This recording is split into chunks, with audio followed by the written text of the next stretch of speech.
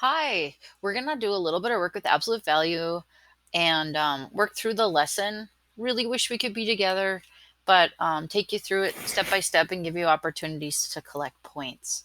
Okay, so if you watched the Ed Puzzle yesterday, you have already done a little bit of work on absolute value. Um, Absolute value is only how far a number is from zero, and when we're measuring distance, it's positive. So no matter what, your absolute value answer should come out positive. I call it the happy box. Whatever comes out of there is always positive. So, first thing we're going to ask you is 6 is blank away from 0. How far is 6 away from 0? Second, -6 is blank away from 0.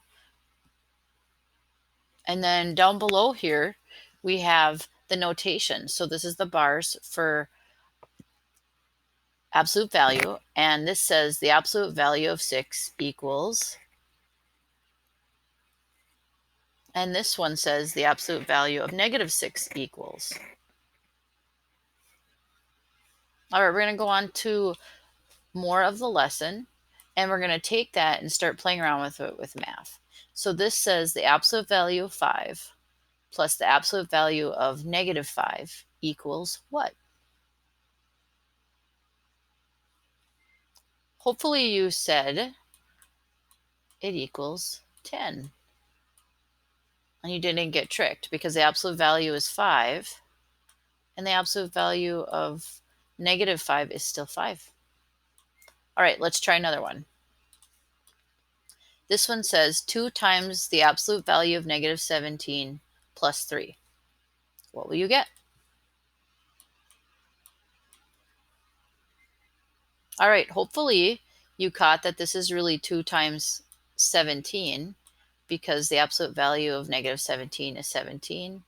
So 2 times 17 is 34, and 34 plus 3 is 37. All right, we're going to kind of keep trucking through these. Here's your next one. It says the absolute value of -4 divided by the absolute value of 4. What do you think? Hopefully when you did this, you realized that we were just saying what's 4 divided by 4. And 4 divided by 4 is 1. Okay, we'll keep scooting through. There's letter D. The absolute value of -6 minus the absolute value of -6. What do you think?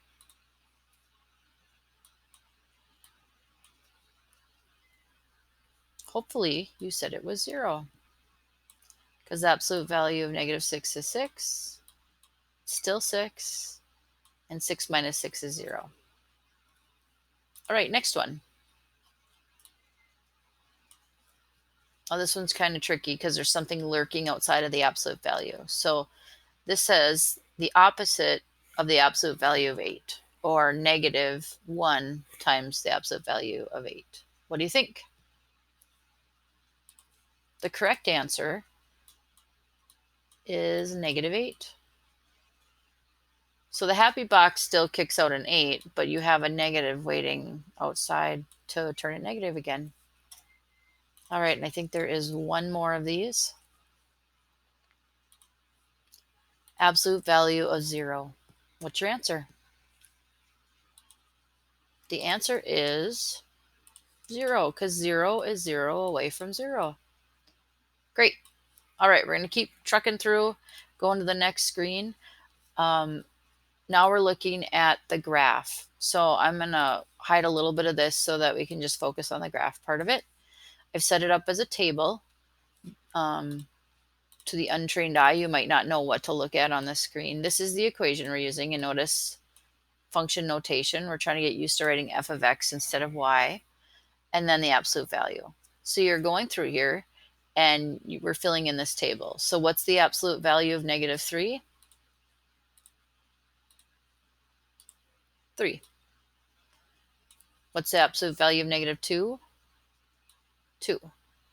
What's the absolute value of -1? 1. What's the absolute value of 0? 0. What's the absolute value of 1, 1, 2, and 3? So at first it looks like it's going down, and then it settles out right here, and then it starts going up again. So it doesn't have one set slope. The next thing we're going to do is graph it, and I'll go ahead and do that. We're going -3, and then up 3, -2, and then up 2, -1, and up 1, 0, 0. Don't worry, you'll get a chance to graph some of these on future paired decks. 1, 1, 2, 2, and 3, 3. But the last thing is that our table is just some values, but it's not all the values. Think about it this way.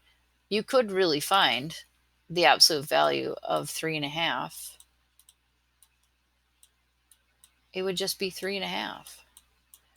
So you can have decimal answers. So dare we say, is this a discrete graph? Or is this going to be a continuous graph? So here's the actual graph. And actually, you have seen this graph. You just didn't know what it was called at the time. Discrete or continuous? All right, the correct answer is that it's continuous because we connected the dots. Before we connected it, it was discrete. Then we're going to answer a few questions about it. First of all, is it a function? And that goes back to our vertical line test. And that's something that we did early on with an ed puzzle. We run a vertical line test. We go through and we make sure that as we scan it, it only hits one spot each time. And it appears that it passes the vertical line test. So is it a function? Yes, it is. All right. The next thing is it says find f of x equals 4. So you did a little bit of work on this already. We're looking for values. We're looking for when the x equals 4 or for when the y equals 4. The correct answers we're looking for when the y equals 4. So we're going to go to the graph. And we're going to look for spots where the y equals 4. So I'm going to highlight that 1, 2, 3, 4 on my axis. And then I'm looking for places where that's true.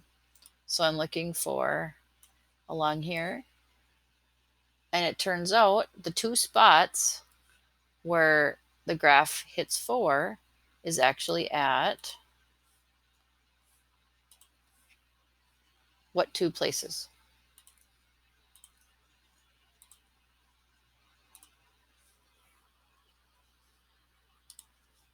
And the answer is 4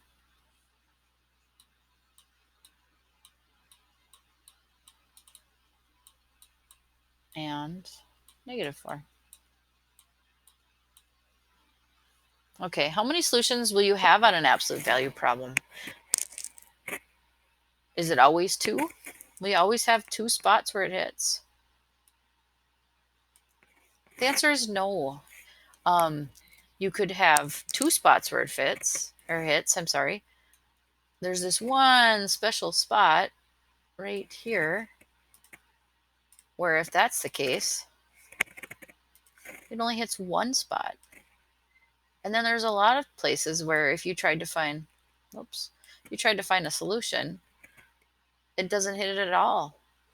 So the answer is it could have 2 solutions, 1 solution, or no solutions at all.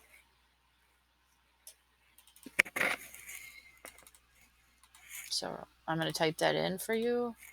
2 solutions,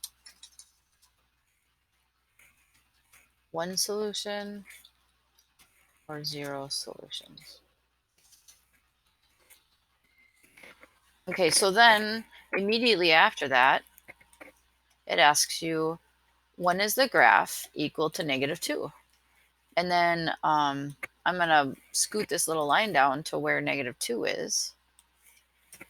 And you tell me, at -2, does it have 2 solutions, 1 solution, or 0 solutions? The correct answer is that there are 0 solutions to this answer. So just watch out for that. If it says that it equals a negative, absolute value doesn't equal a negative just on its own. And then there's a fancy symbol for that. It looks like this. You write a 0 and then a slash through it, and that means no solution. So can absolute value of x equal a negative number? The answer is no.